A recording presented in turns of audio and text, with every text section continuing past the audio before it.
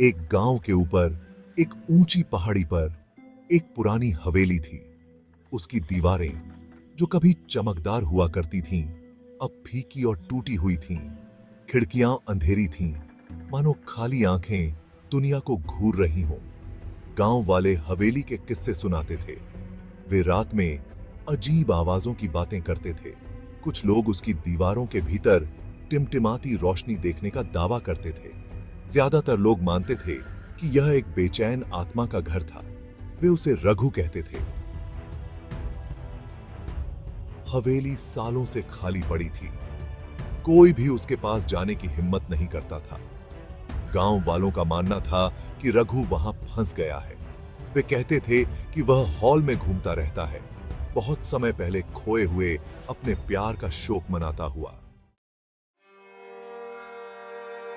रघु एक दयालु नौजवान था, जीवन और हंसी से भरा हुआ। उसे गांव की सबसे सुंदर लड़की मीरा से बहुत प्यार हो गया था। मीरा भी रघु से प्यार करती थी। उनका प्यार एक गीत की तरह था जो आम के बागों में गूंजता रहता था। लेकिन किस्मत को कुछ और ही मंजूर था। मीरा का परिवार अमीर और ताकतवर था। उन्होंने उसकी शादी एक अमीर जमींदार से तय कर दी। रघु का दिल टूट गया। मीरा अपने प्यार और अपने कर्तव्य के बीच फंस गई। अंत में उसे उस आदमी से शादी करने के लिए मजबूर होना पड़ा जिसे उसके परिवार ने चुना था। रघु उस दर्द को सहन नहीं कर सका और कुछ ही समय बाद उसकी मृत्यु हो गई।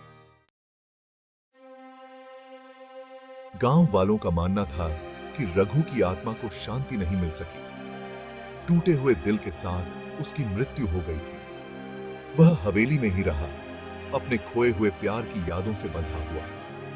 कभी कभी देर रात हवा उसके गम की आवाज लेकर आती थी। यह एक धीमी, दर्द भरी चीख थी जो सुनने वालों की रीढ़ की हड्डी को कंपा देती थी। लेकिन रघु कोई दुष्ट आत्मा नहीं था। वह अपने प्यार के लिए शोक मनाता था, लेकिन वह दूसरों को खुशी पाने में मदद भी करना चाहता था। वह गांव पर नजर रखता था, एक मूक रक्षक की तरह।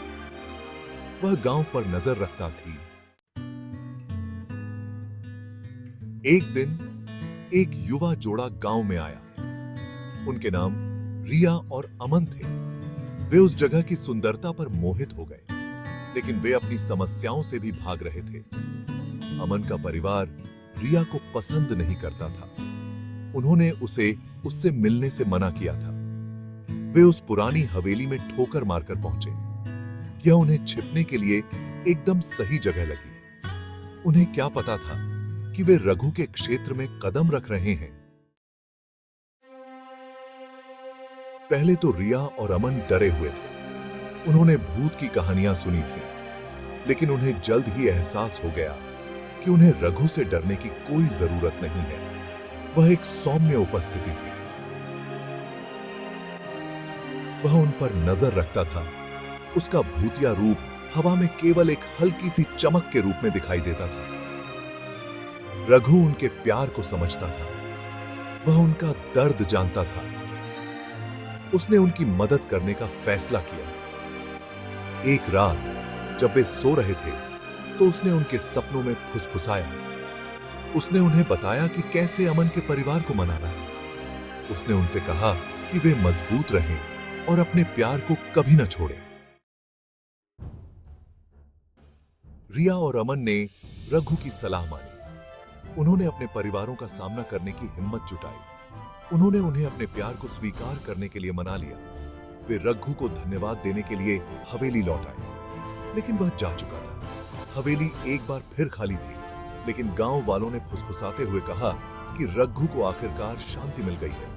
उन्होंने कहा कि अब वह अपनी प्यारी मीरा से मिल सकता है।